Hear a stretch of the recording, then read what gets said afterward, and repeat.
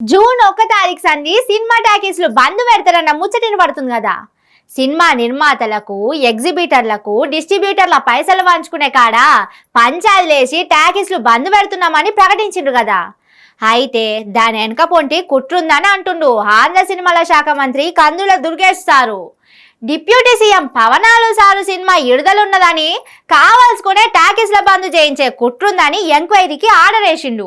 సినిమాల పర్సెంటేజ్ పంచాయతీ షినికి గాలివాన అయినట్టు అవుతుంది కదా. నిర్మాతల పైసల పంచాది ఆంధ్ర రాజకీయాల్లో చిచ్చు రేపింది. 4 ఏళ్ల తర్వాత పవనాలు సారు సినిమా రిలీజ్ అవుతుంటే సందు చూసి టాకెట్లు బంద్ పెడుతున్నామని అంటుర్రంటే దీని వెనక పొంటి పక్కా కుట్రనే ఉన్నదని ఎంక్వైరీకి ఆర్డర్ వేసిండు ఆంధ్ర సినిమాల మంత్రి కందుల దుర్గేష్ సారు. ఎన్నడూ లేంది పవనాలు సారు సినిమా రిలీజ్ అవుతున్న టైంలోనే ఎందుకు పంచాది లేపిండ్రు. దీని మీద ఎంక్వైరీ చేసి రిపోర్ట్ ఇవ్వమని పోలీసు వాళ్ళకు చెప్పిండు.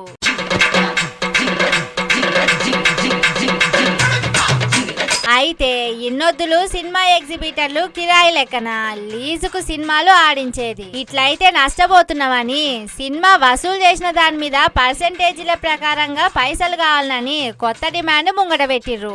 ఇట్లా పవనాలు సారు సినిమాల ముంగటనే పంచాదులు ఎందుకు మోపైతున్నాయని ఫ్యాన్స్ గుస్సా అవుతుర్రు. వకీల్ సాబ్ సినిమా అప్పుడు కూడా గిట్లనే రెవెన్యూ డిపార్ట్మెంట్ వాళ్ళను పెట్టి అగ్వకు టికెట్లు అమ్మిచ్చిర్రు.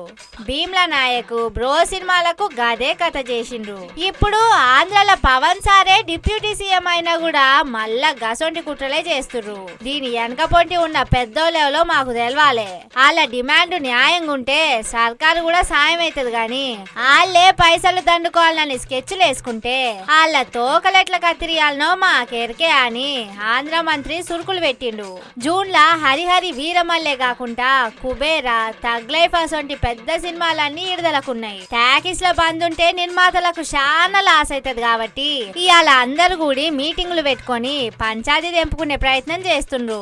మొత్తానికైతే టాకీస్ల బంద్ ఉండకపోవచ్చు అన్నదే ఈయన పడుతున్న ముచ్చట.